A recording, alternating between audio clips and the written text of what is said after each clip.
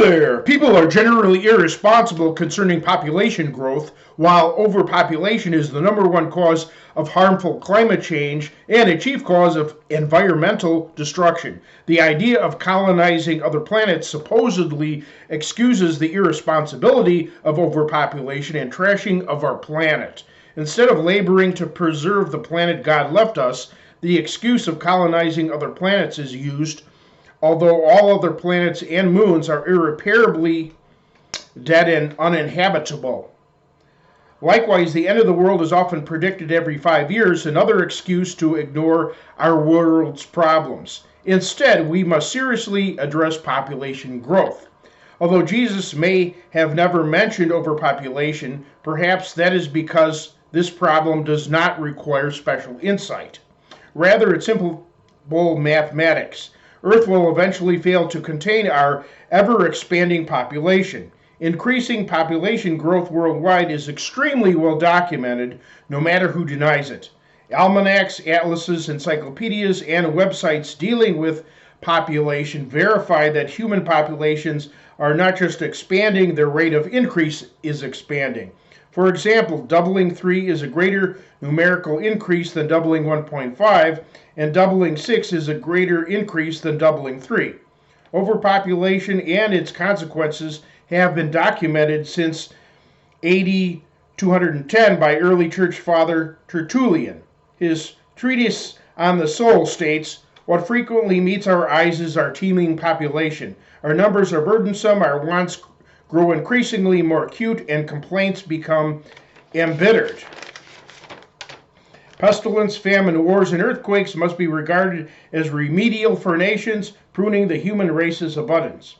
Tertullian's lamenting was premature, since our planet's western hemisphere was still largely uninhabited. But today all continents, except extremely undesirable Antarctica, are plentifully inhabited.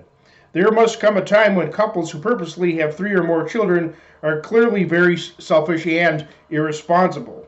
Besides each person producing human waste, garbage, pollution, and consuming limited resources, extreme overpopulation will inevitably cause more starvation, wars, disease, and cramped conditions. Besides, we have become more distant as a society, quite distant, whereas in yesteryear almost everyone knew everyone else.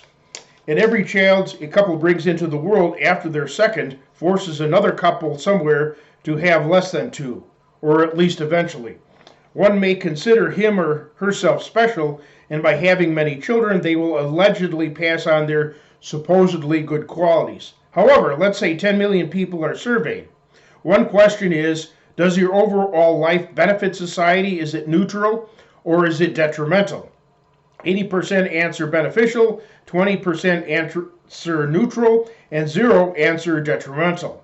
Yet when asked about others, they consider 40% of people beneficial, 50% neutral, and 10% detrimental. If such surveys ever take place, the numbers from both questions better match, or society's thinking is seriously distorted and needs correction. Considering these facts, I ask myself, is the life I'm living doing more good than harm, or not?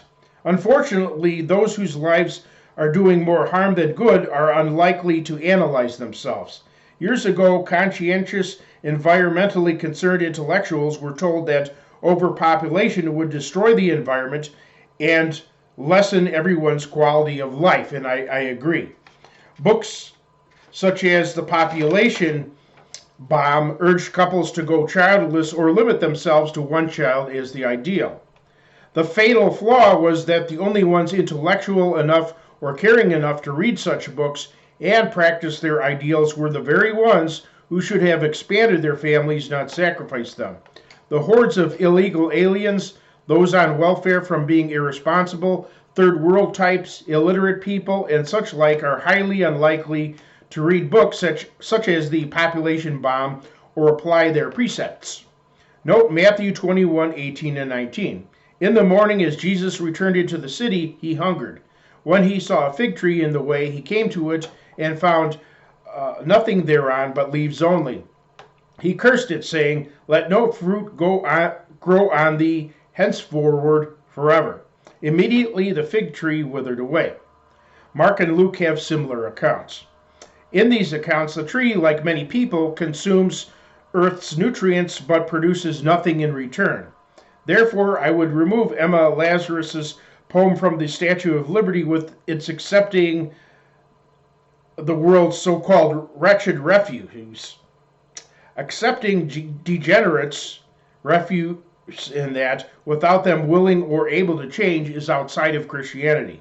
Many are mentally and or physically handicapped and or have fallen on hard times.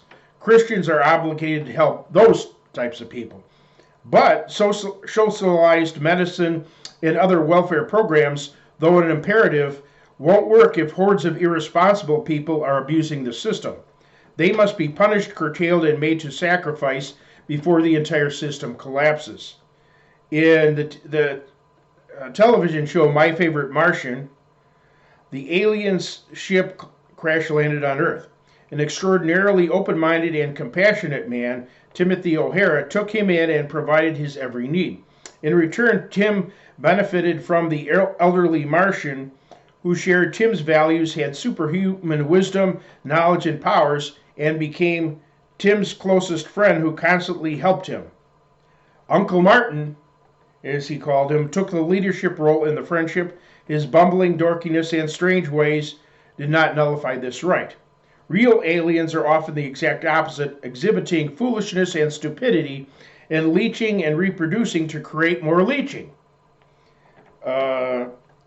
See the book Alienation, Common Sense About America's Immigration Disaster. The warning from that book was not heeded, hence a new warning in the book Adios America, the left's plan to turn our country into a third world hellhole. It is politically incorrect to oppose irresponsible breeders, illiterate people, fornicators, and others with low morals. Yet highly intelligent, nice men with high morals who don't tell people what they want to hear are considered weird because they're different, like Tim's adopted friend, and are despised, shunned, and persecuted. If you are contributing to this evil, stop! As Earth's most intelligent, though most foolish creatures, we can do far better.